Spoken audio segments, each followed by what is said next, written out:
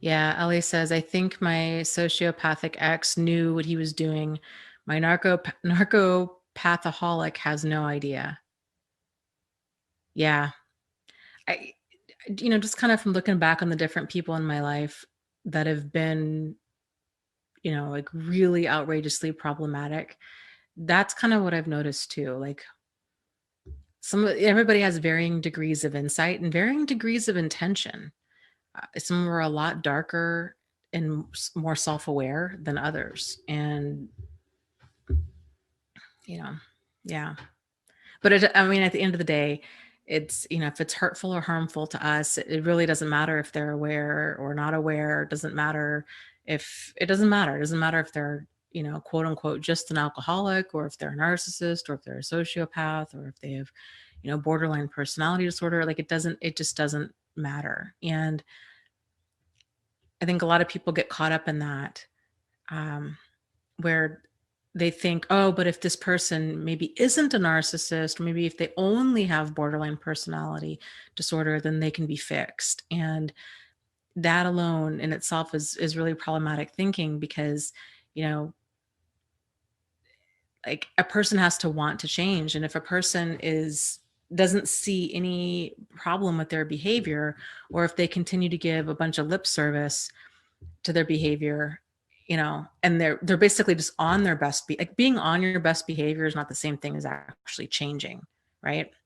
And so it's understandable that people tend to it takes a person on average 7 times before they leave for good, because they get caught up in this manipulation and wondering, well, maybe this time will be different. Maybe I was wrong. Maybe they're not a narcissist. Maybe they're, maybe I did play some part in it. Maybe things can be fixed, and, on and on it goes. But it really doesn't, the magic starts to happen when we focus more on ourselves than we do on them. And that's a very hard thing to do, because when you do have this person who has got some very obviously wrong stuff with them, right? They've got some big problems. They're an alcoholic. They're struggling with drug addiction. They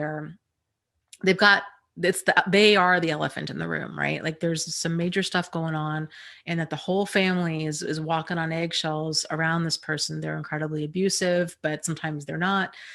These kinds of things. And if we can focus on, instead of trying to fix them, just be like, okay, I need to, where are my deal breakers? Where are my boundaries? Where are my standards? What am I willing to tolerate? And for how long?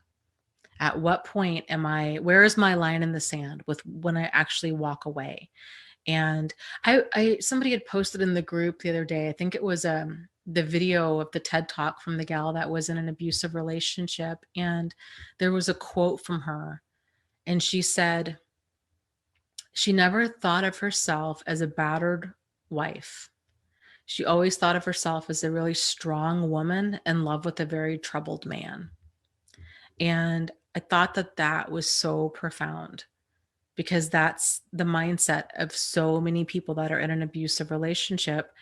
They're like, no, no, no, it's fine, because I can still hang in there. Like, it's not a problem if I can still tolerate it. And then they're dragged through hell until they can no longer hang on, just because there's this high degree of commitment. There's this high degree of like almost like pain threshold, because they've been getting dragged through hell for so long. And plus all of these messages about what's, staying through thick and thin, and all of these toxic messages, people tend to stay for a lot longer than they should. Not to mention all of the manipulation. You are not alone. You are not crazy, and you really can move forward and heal from this.